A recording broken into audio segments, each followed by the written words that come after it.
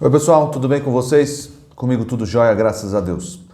Vamos aprender um pouco mais com Salomão? Vocês estão preparados? Caneta e papel na mão, preparados para fazer as suas anotações?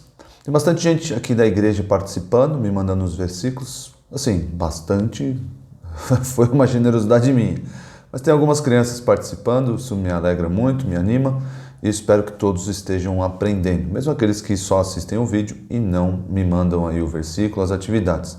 Mas espero que todos estejam aprendendo os conselhos de Salomão, para que todos sejam sábios e temam a Deus, sabendo que o temor a Deus é o princípio da sabedoria. Não dá para saber viver sem temer a Deus antes. Isso nós aprendemos nos vídeos lá atrás, tá bom? Então você que está acompanhando, você sabe que nós estamos em Provérbios 3, lá no versículo 31. Então já deixa a sua Bíblia aberta em Provérbios 3, 31, até o final do capítulo, no versículo 35, ok? Veja lá comigo, vamos fazer a leitura. Olhe para a sua Bíblia, não fique olhando para a tela. Olhe para a sua Bíblia para você ter esse contato visual aí com as palavras, ok? Eu vou ler aqui. Provérbios 3:31. Não tenhas inveja do homem violento, nem sigas nenhum de seus caminhos, porque o Senhor detesta o perverso, mas é amigo dos que andam em retidão. A maldição do Senhor permanece sobre a casa do ímpio, mas ele abençoa o lar dos justos. Ele zomba dos zombadores, mas concede graça aos humildes.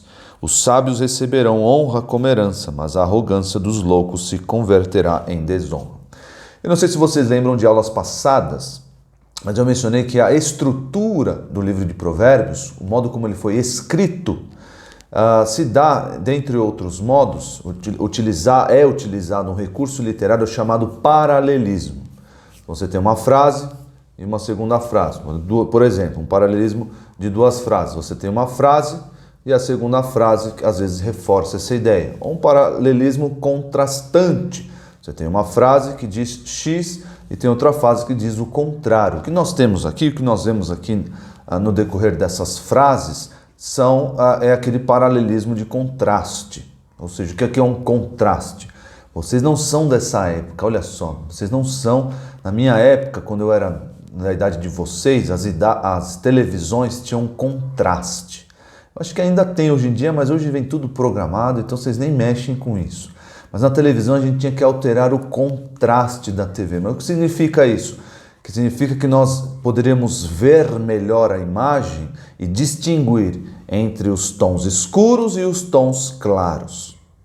Isso era mexer no contraste da televisão. Contraste, eu espero que todos saibam, mas os que não saibam, é isso. É você ter os tons claros, por exemplo, e ao contrário os tons escuros. Você tem o doce e o azedo, ou o doce e o amargo, ou doce e o salgado. O doce faz contraste com muita coisa, né? Mas você tem essas coisas, quando a gente joga um jogo de futebol no videogame. Olha só, quem joga futebol no videogame? Eu jogo às vezes quando os meus amigos vão em casa. E aí nós selecionamos lá os uniformes. Nós não podemos selecionar uniformes das duas equipes que vão se enfrentar com cores parecidas, mas com cores contrastantes, que apresentem um contraste. Por quê? Porque senão você vai tocar a bola, você está olhando lá a televisão daquele modo geral, você toca a bola, você acha que era da sua equipe, mas não era. Era um azul parecido com o seu, então é bom que seja o time do uniforme azul e o time do uniforme vermelho, porque são cores contrastantes, são cores diferentes, são cores que nós podemos perceber. E aqui nessas frases, podemos perceber que são contrários. Nessas frases aqui, nós podemos perceber também contrastes. E a ideia geral de todo esse trecho aqui traz esse contraste aqui para vocês. Anotem aí. É o contraste da perversidade com a justiça. Ou seja, é o que o pessoal chama de 880. Aqui temos um lado distante, que é a perversidade. E aqui temos o outro lado, bem distante, que é a justiça. Mas nós vamos ver esses contrastes aqui, muito interessante. Nós vamos ver cada versículo aqui. Mas eu queria mostrar para vocês, queria chamar a atenção de vocês para o seguinte fato, de que Deus trata com o homem,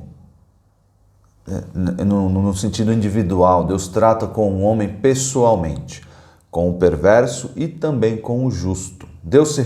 O justo se relaciona com Deus porque obteve aí a reconciliação, já se reconciliou, já deu o dedinho. Vocês fazem isso hoje em dia? Dá dedinho?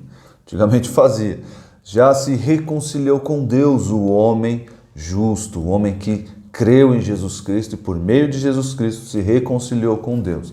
Já o perverso não quer saber de Deus, mas Deus ainda lida com o perverso. E Salomão quer mostrar isso aqui no seu livro de sabedoria, mostrando que Deus não se mantém alheio. Por mais que nós olhemos ao nosso redor e vejamos o perverso prosperando, tudo indo dando bem na vida dele, tudo acontecendo, ele fica rico, consegue todas as coisas que precisa, e isso tudo longe de Deus, isso tudo desprezando Deus. E às vezes nós vemos o justo, aquele que se reconciliou com Deus, passando dificuldade, vemos esse justo às vezes passando fome, nós vemos esse justo sendo humilhado.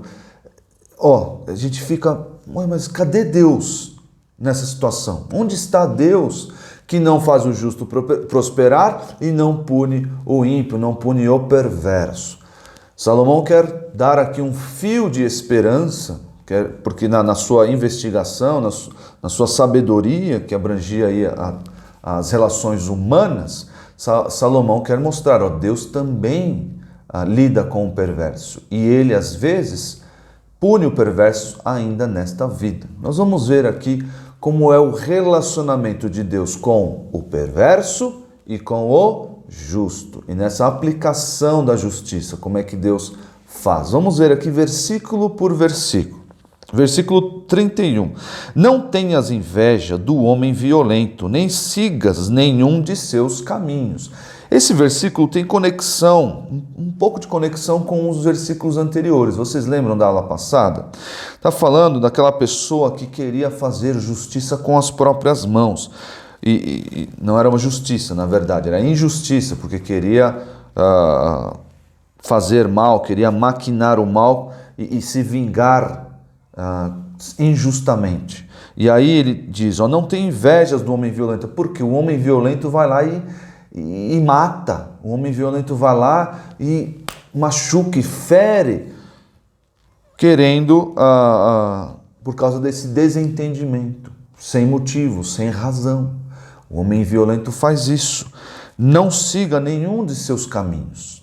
Aqui o que eu quero mencionar para vocês, que diante desses versículos, nós aprendemos um pouco do que diz o título da nossa aula aí, que o feitiço se vira contra o feiticeiro. Em que sentido, pastor Isaac? Quando você é violento, você vai encontrar a violência. Quando você é perverso, você vai encontrar a perversidade na sua vida. Como assim vou encontrar? Você sofrerá a perversidade dos outros. Aquele que faz o bem pode ser algumas vezes humilhado, pode ser algumas vezes desprezado, mas aquele que faz o bem encontrará o bem de Deus. Mas aquele que faz o mal, aquele que é perverso, é ímpio, aquele que odeia o seu irmão, que usa de violência, que usa de palavras mentirosas, que usa de zombaria, essa pessoa vai encontrar ainda nesta vida mentiras, zombaria, perversidade de outras pessoas para com ela. Então o feitiço entre aspas, eu não sei se vocês sabem esse ditado popular, né? Quando a pessoa faz algo e aquilo acaba tornando para ela, ao invés da pessoa alvo, né? Então o feitiço virou contra o feiticeiro. Quer dizer que a pessoa má, a pessoa ímpia, perversa, ela de tanto utilizar esses recursos, a violência, a mentira, a língua ferina, essas coisas acabam voltando para ela em forma de juízo, em forma de punição de Deus, em forma de castigo. É assim que Deus faz. Nem sempre, não é toda hora, não é imediatamente. Deus às vezes posterga o juízo dele. Às vezes ele faz isso. Ele demora para aplicar porque ele é longânimo, ele demora para aplicar o seu juízo. Mas a pessoa que se mantém assim nesses caminhos por muitos anos vai encontrar as mesmas coisas com as quais ela lidou, com as quais ela utilizou, para ferir, para machucar, para se relacionar com o seu próximo. Vejam aí, no versículo 32, porque o Senhor detesta o perverso, mas é amigo dos que andam em retidão. Um primeiro contraste, o Senhor, ele quer distância, ele detesta o perverso, mas dos que andam em retidão, do justo, o Senhor é amigo, o Senhor é amigo. Quem vocês preferem ter? A distância de Deus ou a amizade de Deus? Antes, nós éramos inimigos de Deus, antes de Jesus Cristo. Nós éramos inimigos. Mas agora, por meio do Senhor Jesus, da reconciliação, nós somos agora filhos de Deus, amigos de Deus. O Senhor Jesus falou isso lá em João. Ele não nos chama mais servos, mas nos chama amigos, porque nós sabemos agora a vontade do Pai, nós sabemos agora o que o Senhor quer para a nossa vida. Antes nós éramos inimigos, estávamos na perversidão dos nossos pecados. Anote aí para vocês saber o que são essas coisas, saber ter esse vocabulário, perversidão dos nossos pecados. Mas agora nós fomos reconciliados e somos amigos de Deus. Eu prefiro ser amigo de Deus. E você? Se você não é amigo, você é perverso e Deus detesta você, Deus quer distância de você. Versículo 33, a maldição do Senhor permanece sobre a casa do ímpio, mas ele abençoa o lar dos justos. Aqui a ideia é a seguinte, a maldição do Senhor habita na casa do ímpio, mas a bênção do Senhor está no lar dos justos, habita junto dos justos. Quem você quer morando na sua casa? A perversidade ou a bênção do Senhor? A maldição do Senhor ou a bênção do Senhor? Cara, eu prefiro muito, muito mais a bênção do Senhor. Mas para que isso aconteça, eu tenho que ser justo, eu tenho que ser reto, eu tenho que ser amigo de Deus. Versículo 34, aqui é muito interessante. Ele zomba dos zombadores, mas concede graças aos humildes. Os zombadores, ele zomba dos zombadores. O que os zombadores fazem? Zombam. E aí o que Deus vai e faz com eles? Zomba deles. O feitiço virou contra o feiticeiro. Eles estavam lá zombando. Estavam lá zombando do crente, humilhando o crente porque ele é crente. Estavam lá com a sua língua ferina, a sua língua que profere ofensas, mentiras, palavras sujas. Estavam lá, mas o Senhor vai zombar deles. Mas Deus vai fazer o mesmo método? Claro que não. Mas Deus vai fazer com que eles se sintam zombados, humilhados. Por quê? Porque essa é a justiça de Deus sendo aplicada aos zombadores. E o que acontece com os humildes, com os justos? Ele concede graça aos humildes, aos justos. Aqui, gente, vocês não peguem essas palavras ao pé da letra. Em Provérbios nós não podemos tratar os textos ao pé da letra. Concede graça aos humildes. Aqui são paralelismos, é como se ele estivesse dizendo a mesma coisa várias vezes. Várias vezes, esse contraste que eu estou apresentando para vocês. A perversidade e a justiça, o perverso e o justo, como Deus trata cada um deles. E o versículo 35, os sábios receberão honra como herança, mas a arrogância dos loucos se converterá em desonra. Esses homens, esses ímpios, esses perversos que acham que estão com tudo, que acham que a vida deles é maravilhosa, eles estão bem, estão prosperando, a vida deles vai acabar em desonra. Mais cedo ou mais tarde, Deus vai tratá-los assim, vai puni-los, vai castigá-los, vai aplicar o seu juízo contra essas pessoas que viveram por anos e anos zombando, viveram em perversidade, longe dos caminhos do Senhor. A maldição do Senhor habita sobre a casa dessas pessoas. Já o sábio receberão honra como herança, estará na minha casa, tudo que eu preciso. Eu sou sábio, eu sou justo, eu ando nos caminhos do Senhor. O Senhor é meu amigo, o Senhor habita na minha casa e o Senhor me abençoa com muitas bênçãos, inclusive a honra. Aqui no capítulo 35, ou do versículo 35. Mas tem um texto, eu quero que vocês abram nesse texto. Quero que vocês abram em Gálatas 6. Tem um texto que eu tenho muito medo desse texto. Vou confessar para vocês, eu tenho um pavor desse texto. Muito medo desse texto. Do que diz esse texto lá em Gálatas 6, a partir do versículo 6. Tenho muito medo porque é muito sério, muito grave o que está escrito aqui. Está falando, e Paulo está falando para os crentes.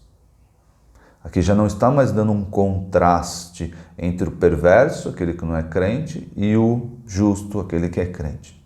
Está falando para crentes. Olha só que texto pesado, Gálatas 6:6. Leia aí comigo. O que está sendo instruído na palavra deve repartir todas as boas coisas com aquele que o instrui. Ou seja, vocês estão aprendendo a Bíblia, não estão? Vocês estão aprendendo e vocês devem, assim que, na medida que aprendem, ensinar também. Vocês aprenderam a Bíblia, conhecem a palavra. Estou aqui ajudando vocês a conhecer um pouco mais no livro de Provérbios. Olha só o que nós devemos fazer, nós que conhecemos a palavra. Não vos enganeis, Deus não se deixa zombar. De Deus não se zomba. Ninguém brinca com Deus. Eu digo que eu sou crente, mas eu vou viver uma vida errada. Eu digo que eu sou crente, mas vou viver a vida do jeito que eu quiser. Eu falo que eu sou crente, eu vou à igreja, vou no dever, faço as coisas aqui da igreja, na classe das crianças, mas lá fora eu vivo outra vida que não de crente. Eu falo palavrão, eu desobedeço os meus pais, eu roubo, eu faço um monte de coisa errada. Isso significa zombar de Deus. E de Deus não se zomba. Ninguém se zomba.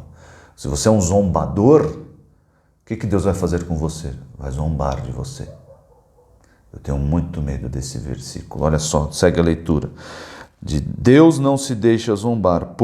Portanto, tudo que o homem semear, isso também colherá. O que significa isso? As maldades que eu fizer, a mentira que eu contar, a vida torta que eu levar, isso vai voltar para mim. Para o crente também, pastor? Sim. Se eu insisto em viver uma vida longe de Deus, uma vida dupla, uma vida que na igreja é uma beleza, mas fora é uma tristeza. Olha, até virei poeta agora. Se eu insisto em viver uma vida secreta, com maus pensamentos, com rancores, com ódios, com palavras sujas, com desobediência, e não quero ler a Bíblia, não faço oração, não quero comunhão com Deus durante a semana, é só aquela fachada no final de semana na igreja, você está colhendo, você está semeando, você está semeando juízo para você, e você um dia vai colher. Mas o crente não tem os pecados perdoados? Tem, todos os pecados perdoados. Você não vai para o inferno por causa disso. Não é o que eu estou dizendo. Você não vai para o inferno.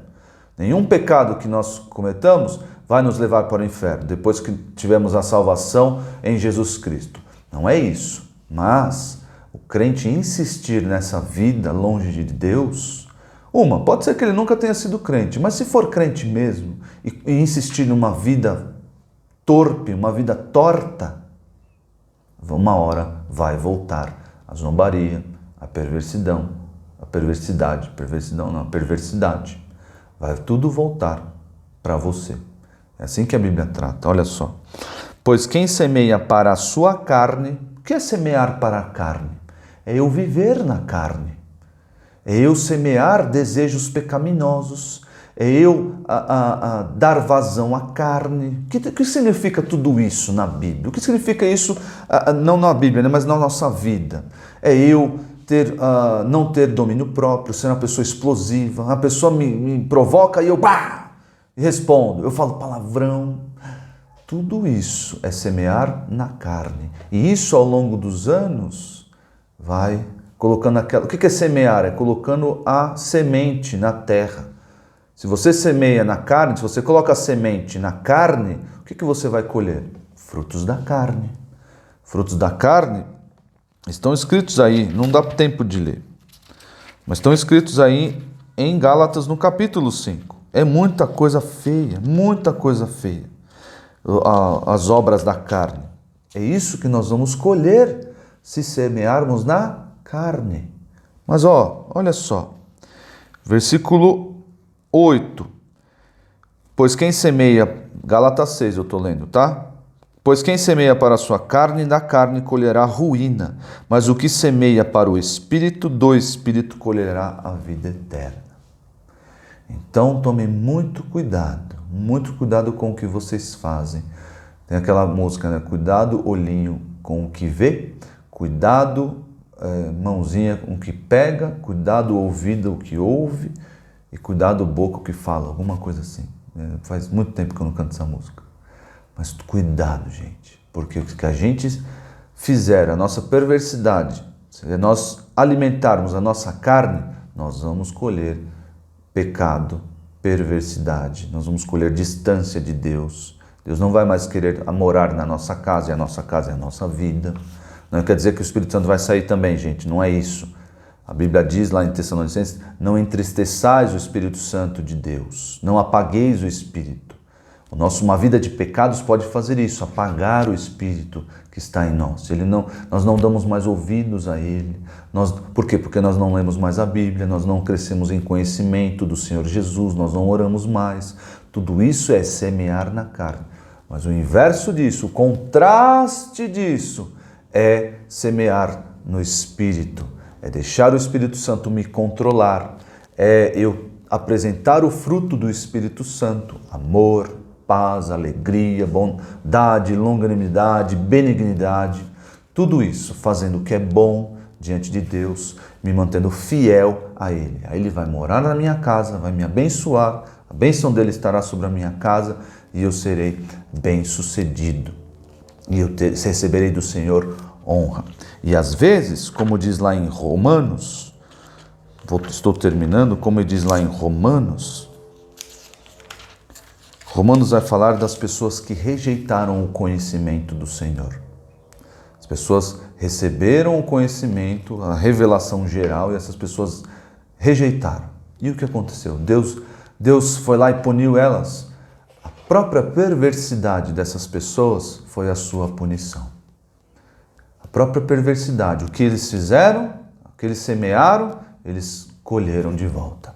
Foi para ele. O feitiço virou contra o feiticeiro. O que eles estavam fazendo contra as pessoas foi feito contra eles. Diz que essas pessoas foram entregues a uma disposição mental reprovável. O que significa isso? Elas começaram a pensar coisas erradas, absurdas. E o exemplo que o texto de Romanos dá é que essas pessoas começaram a se juntar homem com homem, mulher com mulher. Já viram isso? O homossexualismo é uma disposição mental reprovável diante de Deus.